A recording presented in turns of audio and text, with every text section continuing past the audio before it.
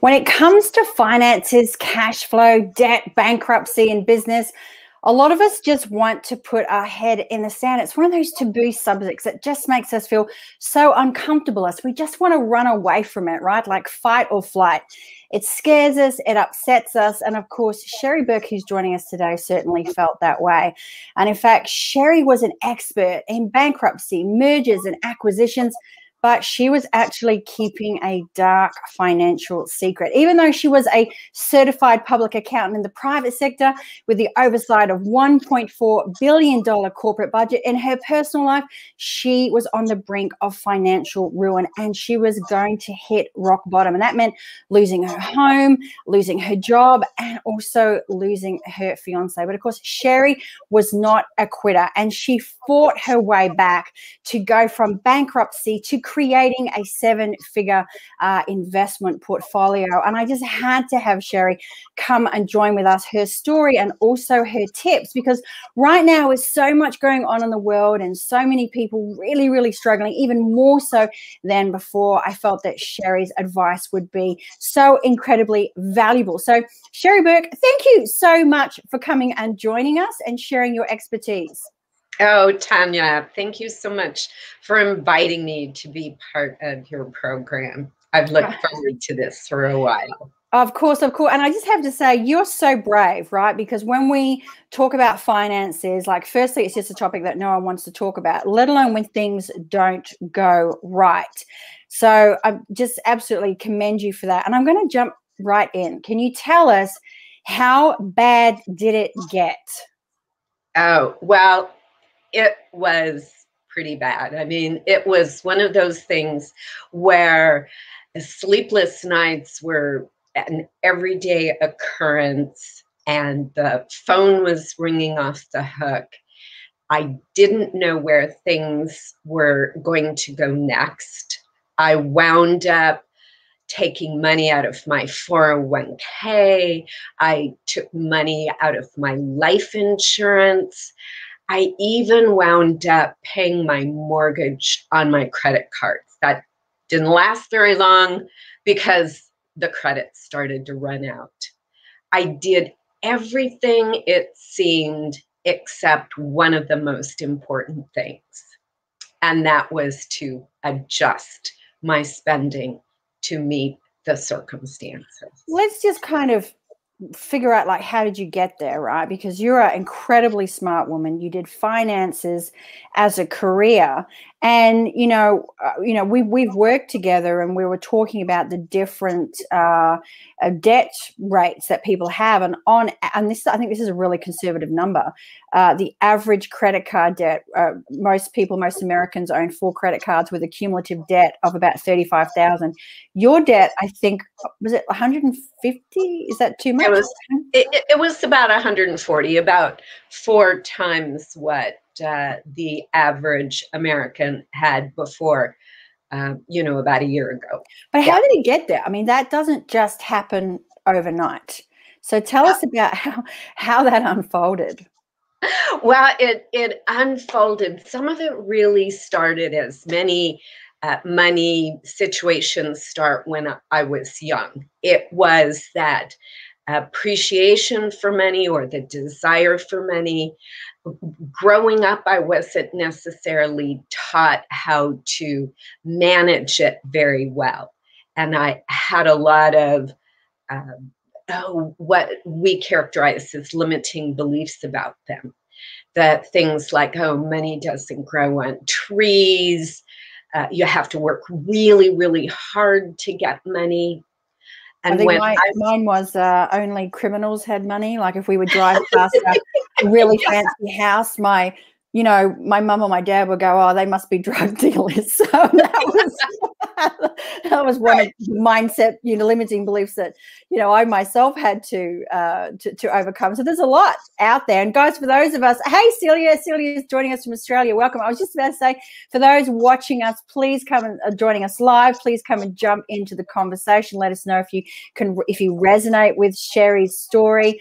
If you have any questions for Sheri, because we're going to share Sheri's story because it's really important because there is so much shame and so much guilt around finances. And we want you to know that no matter where you are, there seriously is light at the end of the tunnel, and Sheri's going to be sharing her genius.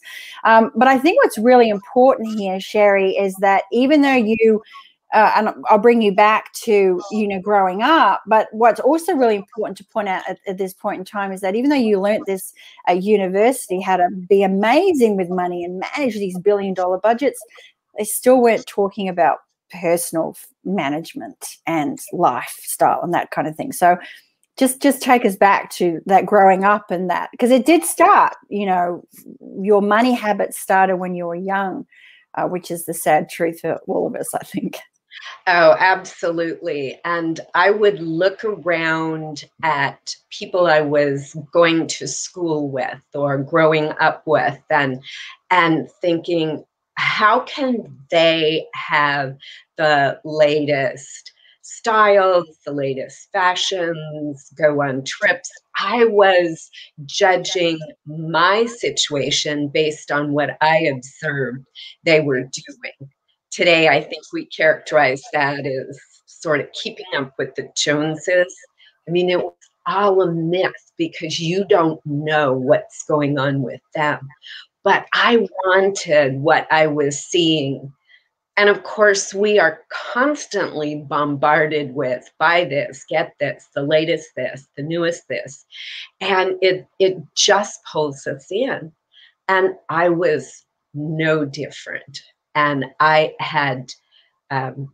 didn't really have a lot of money education about managing my personal money, either growing up or even, ironically, going to college, where I had finance courses, I had,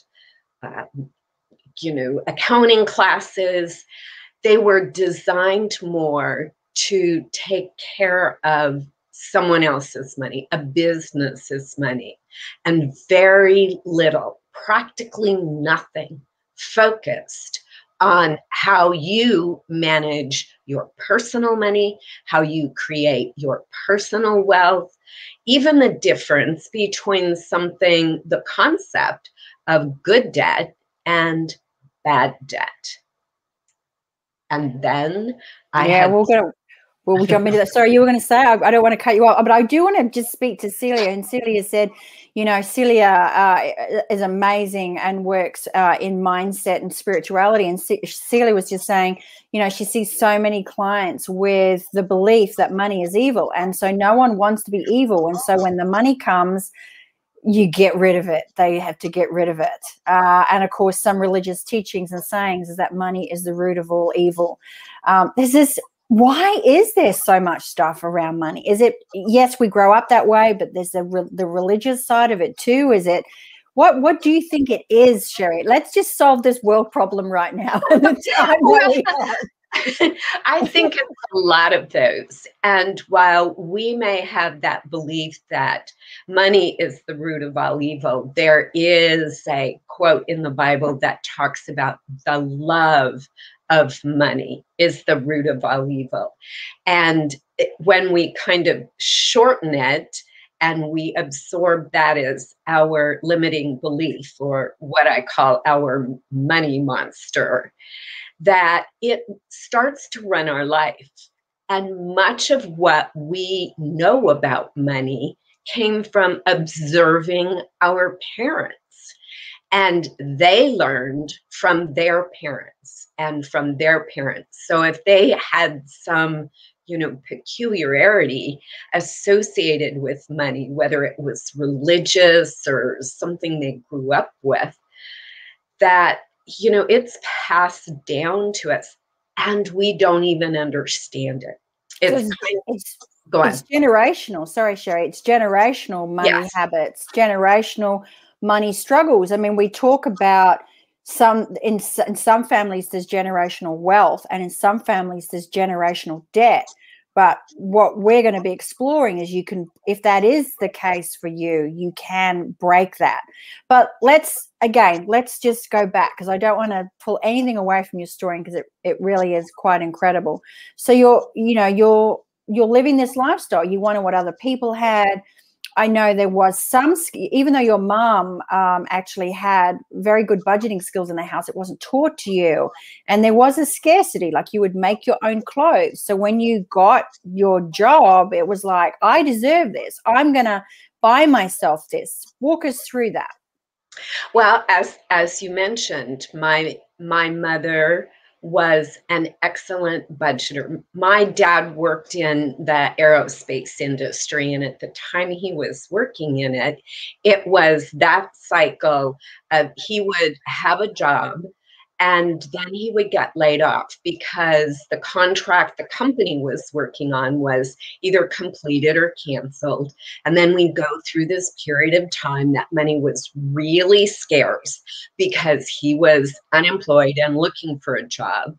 Then he'd get a job and the cycle would start all over.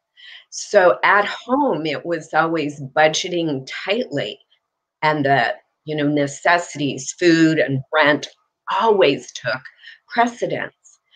And clothes and the things that I saw my friends have weren't necessarily ever very high on the list. So I learned how to make my own clothes.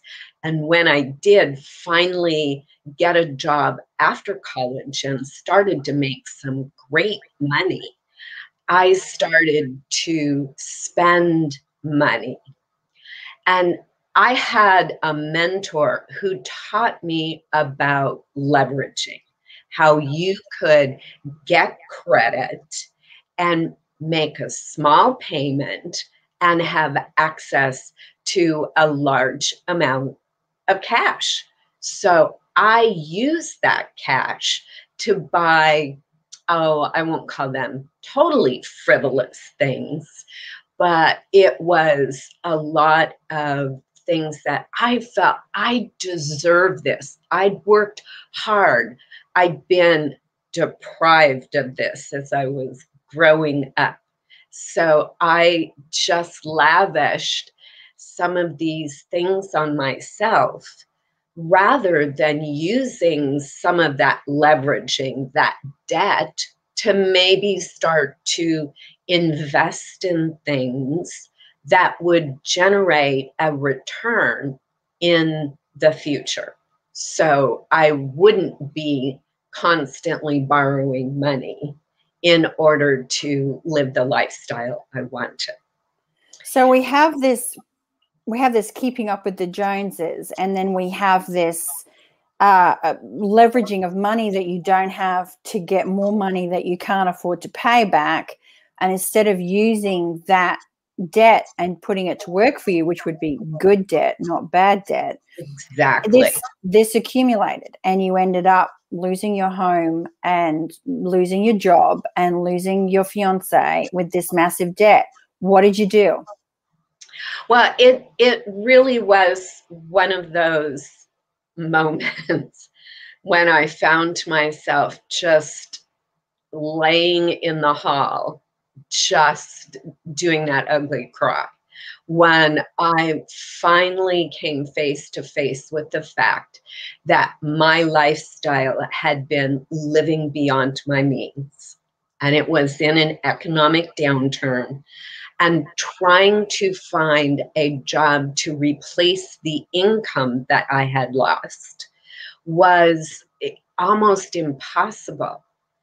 And I had to just finally admit, surrender, say, Uncle, that I couldn't do this anymore.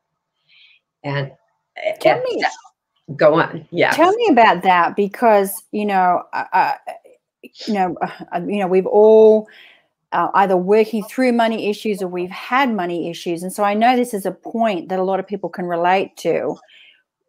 What was the like, you were lying in the hallway and you were crying, but was there this sense of panic? And even with all your knowledge, were you thinking, how the heck am I going to get out of this? Or did you just allow it to happen? Then you went, you know what, I'm a smart woman and I know how to get companies out of this, so I'm going to get myself. What were you thinking? What was the process at that time? Well, I'd say the process at that time was getting real. And the getting real was I couldn't pay my bills. And I'd run out of credit because, as I'd mentioned, I, used every resource I had to continue the lifestyle I had. And I had to admit I couldn't do it anymore. And I started to look for help. I looked for ways, can I possibly restructure things? I was also looking to create a revenue stream, and I started doing some private consulting and building a business. And that first year in doing that, I think I made about 15% of what my prior salary was. And there was no way I could pay those bills. And it finally became apparent that what I had to do, like it or not, was to file for bankruptcy. And the just feeling of shame and panic, I had tried everything else, and that was my last straw. And is that, Sheri, is that the first step when you, I mean, I know you don't work as an accountant anymore, and you are a reinvention coach. So you help women who have, reached that time in their lives where they want to have their best chapter yet. They might have gone through a divorce, they might be a widow, and they're trying to reconnect and find that sense of purpose. And often there is a litany of debt behind them. So I know that there are some practical skills that you can give them in this role as a reinvention coach. Is it I'm thinking that step number one is to admit and face how bad it is. And I know that we've talked about this too, is that the word budget is often seen as a dirty little word. And so there is this inclination to run away from it. But is that the first step to go, oh, hang on a minute, this is what I have going out. This is what I don't have coming in. I need to get real about this. It is absolutely the first step. I mean, it's that step where you stop and look at life through, reality, that you stop telling yourself stories, that you get real with, as you mentioned, the money, what's coming in and what's going out. And it's not only money many times, it's how we are treating ourselves. There is, at the times when we feel helpless, when we feel inadequate, when we feel inept in doing our situation, whether it's as a result of a lost job or a lost relationship or some other circumstance, there's so much other emotion going on that we, more likely than not, are not taking care of ourselves. So it is looking at the entire picture and what needs to be done. And sometimes it's just, I give up. I can't do it this way anymore. I need to do something differently, starting with being kind to myself. And then what's the first step, apart from the admission, but the navigating your way out of that rabbit hole to be able to have turned bad debt into good debt? What's that light at the end of the tunnel? What would you say is the next step? And I know you probably don't want me to share this, but I'm going to anyway, because I love this about one of the things that you do.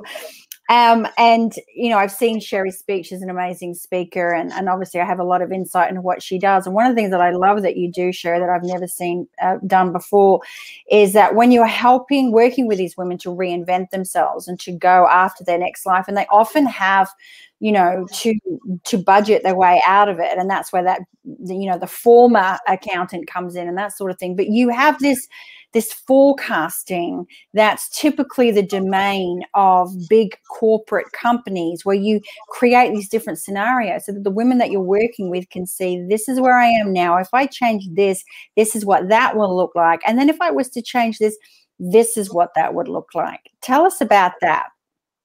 Well, I think I'll tell it through the eyes of a client who had lost her husband, and overnight, literally, she had half the income and all of the bills and had no way to pay all of it.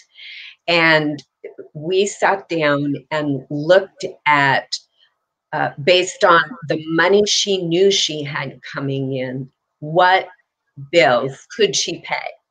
How did she take care of the basics, the food, shelter, car, transportation, utilities, those things? And then how did she start to look at addressing her bills and making the payments on them? She was also talking about starting a business or selling some things on eBay. And rather than use all of that as things added into that basic budget, what we did was we said, okay, let's look at a basic budget. Then let's look at a scenario or two. What if you created a business? What would that then generate in income and expense? What if you went to work on a part-time basis? What would that generate in income?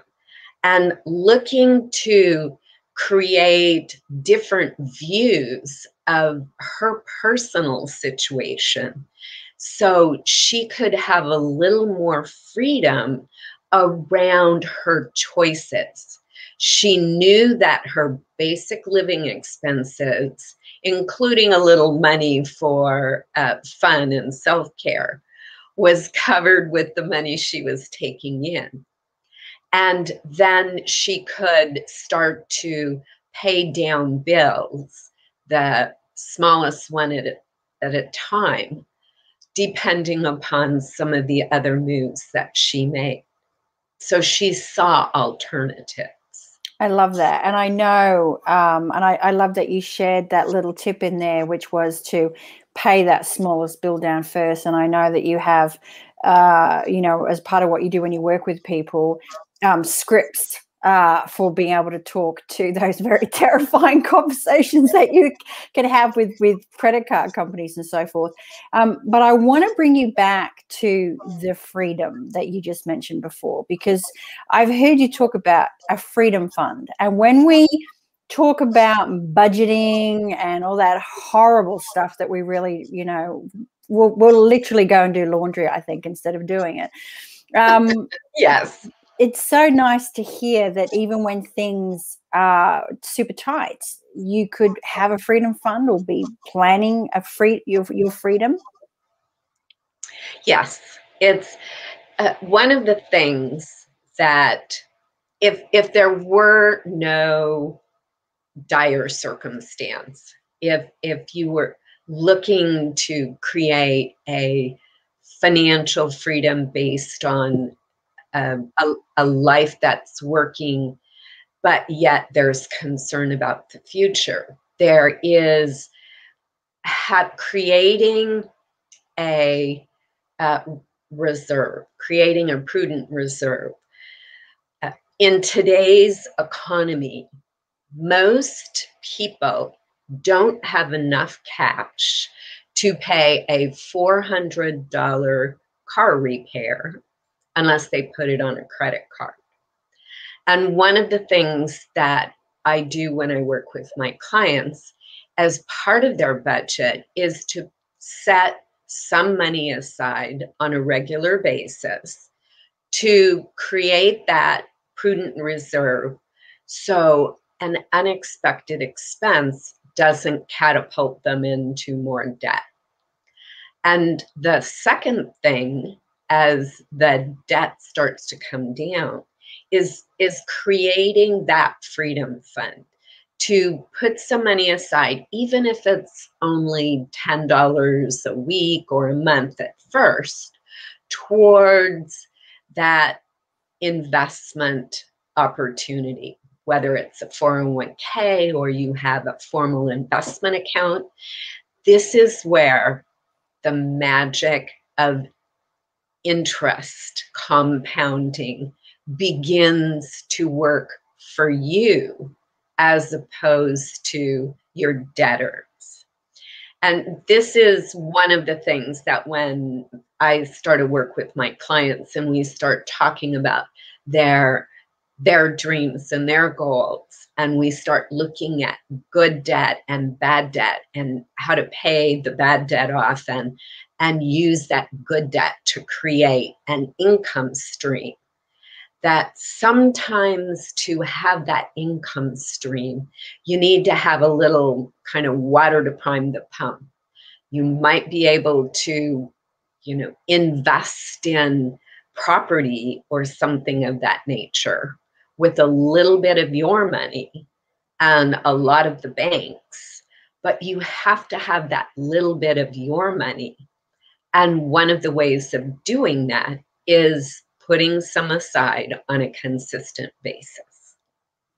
I love that you mentioned that, because I think one of the most common obstacles or challenges you'll hear people say is, well, to launch a business or to create an investment, one has to have money to invest. But you're taking that objection away by saying, look, when you have a look at everything that you have going on, you start to create this budget, which should be a four-letter word. When you have a look at these alternative scenarios and then you start to create that little bit of a freedom fund, you actually are going to have that money to invest, to live your dream life. Yes. That's what you're saying. Yeah. And how, I mean, it's frightening really, because I've seen some of the results of your clients, and depending on the situation, it can take a while to come out of this, because of course some of them have significant college debt as well. They might have got back to college for a second time. And I think that can be very disheartening. What's the mindset with that, Sheri, that if you're in this right now, if you can relate to this, and you're thinking, well, how do I get out of this? How long is it going to take me to get out of this? Let's get real for a minute. How long are we talking about? But there is light at the end of the tunnel. Well, let me share another client story. I had one client who had gone back to law school and had accumulated a significant amount of college debt. And she was so traumatized by the amount of the debt, she would refuse to even open the envelope when it arose. And she was making a few payments, and then something would happen and she wouldn't be able to do it. And she was almost paralyzed by fear of her financial circumstances when we started working together. And we started looking at what is the fear, what are the limiting beliefs, how can you create a budget, how can you put together a plan, a long-term plan that will position you to not only pay off your debt, but to create a future that you want to be living. And this woman had finally become willing to start to do some of the steps. And at first it was, oh my goodness, this is going to take forever. It's going to take 7 or 8 years to get out of college debt and to continue to build that freedom fund for the future. Well, what happened, and what I see happen frequently, is that as she turned over this process and kind of put it out there and became willing to work on this, The universe has this magical way of presenting opportunities and unforeseen situations that enabled this woman, who was at the time we were working together in her 50s, to be able to pay that college debt off long before those 7 years. By getting into action, by having a plan, by starting to change her mindset, the universe conspires with us. And we start to see that money is energy, and there is an abundant flow of energy. And it starts to flow towards us in ways we hadn't imagined. But we have to start by recognizing where we are, making a plan, and doing the work. Yeah, and you mentioned the Prudence Fund as well as the alternative scenarios, guys, for some of the, if you're just joining us now, some of the stuff to go back and have a look at. It's interesting you should talk about energy flow, money being energy flow. I mean, there is so much money in the world that you actually can't type it on a calculator. So if you have this scarcity kind of, there's no money, there is literally so much money in the world you can't type it on a calculator. Mm-hmm. So tell us, Sheri, the dream life, how do you do that? How do you create that dream life? And I understand that there's some mindset shifts in there. And I also just want to pay homage to Celia, and I brought it on screen before, and Celia said she just loves the wording of the Freedom Fund. It's just such a personal, positive, a phrase that does give light at the end of the tunnel. What did you do? So, I mean, you had a look at it, you got real, you tried to pay the debt off. It was so massive, you had no choice but to go bankrupt. What was next? What did you do next? What I did next was really sit down and do some daydreaming. To sit down. Yeah, it was kind of like going back to being a young kid and just dreaming about what I wanted to be when I grew up. But this was, my dream of what could life look like? Where could I go? What could I do? What did I want to do? What did I want my lifestyle to look like? And to start to visualize what it actually looked like. And some of it was just visualizing this. Others of it was doing some writing that then brought it down into a more concrete form. And even some of it was creating a vision board of where the future I wanted to have, I had pictures of and representations of it. And it allowed me to start to break free of some of the old training and some of the negative thinking and begin to shift towards a dream that I wanted to be living. Is there ever someone that can't be helped? Like, are some situations just impossible to get out of or turn around? I want to say no. And yet I'm certain that someone would say, oh, well, in this situation, X, Y, and Z happen, and there's no way.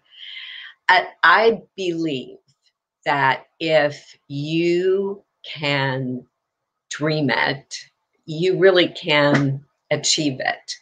And there are philosophers from hundreds of years ago who have been essentially sharing that philosophy, that if you dream it, you can achieve it. Now, that doesn't mean you just sit back and cruise. You have to roll up your sleeves and get into action. It is really the action that pays off. There was not too long ago a Deepak Chopra and Oprah Winfrey meditation series where one of the concepts they talked about was along the lines of hope, and that hope is an amazing force. But for hope to be effective, it requires action. You have to be in action for the universe to conspire to present opportunities that lead to your dreams. So maybe the person who can't be helped is the pessimist who believes this will never happen for me. The person who is unwilling to do the work, who is looking for someone else to take care of them. In those instances, maybe the situation can't be turned around. I love your honesty there. I love it. And I just do. And speaking of action, if you do want to live your dream life, if you do want to reinvent yourself, you want to have your best chapter, Sheri has a free gift for you all. And the address is, you can see on screen, https://bit.ly/3 steps to new you. But I think just while people are grabbing that link, Sheri, I think that the reality too is that even when it might seem hopeless, like you did have to go bankrupt. That was the smartest thing to do. So you would say, well, Sheri lost everything, but then she rebuilt it. And that's where that action comes in. So even in the vision and if you can see it, you can dream it, you can achieve it. Because even though you did lose everything, people go, oh, well, Sheri lost everything. But she rebuilt it, and she rebuilt it into a 7-figure investment portfolio. How does that feel now, like being there and having gone on that journey? It's, having traveled that road, it leaves me with that sense that few things are really impossible if I make up my mind to do something. It's making my mind up and taking the appropriate action. Fantastic. So it feels good, and at the same time, it's a gift that I can offer others in the hope of being able to survive what seems like the worst possible nightmare. Absolutely. Now, for those of you who might be watching this and you might be thinking, I love Sheri's free gift, thank you very much, but I'm in a critical situation right now and I need to move sooner rather than later, and I'd love to have a chat with Sheri. What's the best way to get in contact with you, Sheri? And I'll pop that up on screen as well. Probably the best way to do that is contact me through my website, thereinventionplaybook.com. There is contact information there, and somewhere in some of my blogs may even be a link to book a call. Did I get that on there correctly for you? The playbook.com. I'm going to get that right now. Sorry, guys. I'm going to the reinvention playbook.com. I knew I should have gone there and copied and pasted it. There we go. Live. What can you do? You just do your best. Let's have a look. How's that? The reinvention playbook.com. That looks good. Oh, we're winning. Awesome. Sheri, thank you so much. And I just want to throw it open. Guys, if you have any questions for Sheri, just while I want to throw it to Sheri in a moment, just for any last sort of parting words, because this is a really sensitive topic, and it is I think it's a hard thing for a lot of people to admit. And it is one of those things that people really just don't want to talk about. Do you have any last thoughts or last piece of advice that you would really love to share those who are watching right now and might be in not the best place? I'd say it's probably this, that you may be in a bad situation. It doesn't make you a bad person. To have some personal empathy and self-compassion. Tomorrow's a new day, and just, you never know how things will change. Absolutely. Thank you so much. We've had some amazing comments. And guys, if you are watching the replay, please come back, leave your comments, leave your questions.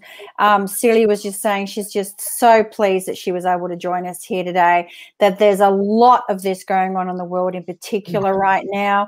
It really are some tough times. I mean, they're often tough, but I think it is particularly exacerbated with, you know, particularly in the US and Australia, a little bit, but nowhere near as some of the dire circumstances with the COVID shutdown here in the US. So that's also why I wanted to have you come and share your genius, Sheri. So if you would love to connect with Sheri, go to her website. Karen very kindly went and grabbed it for me as well, with all the WWs in there, as George Bush would say.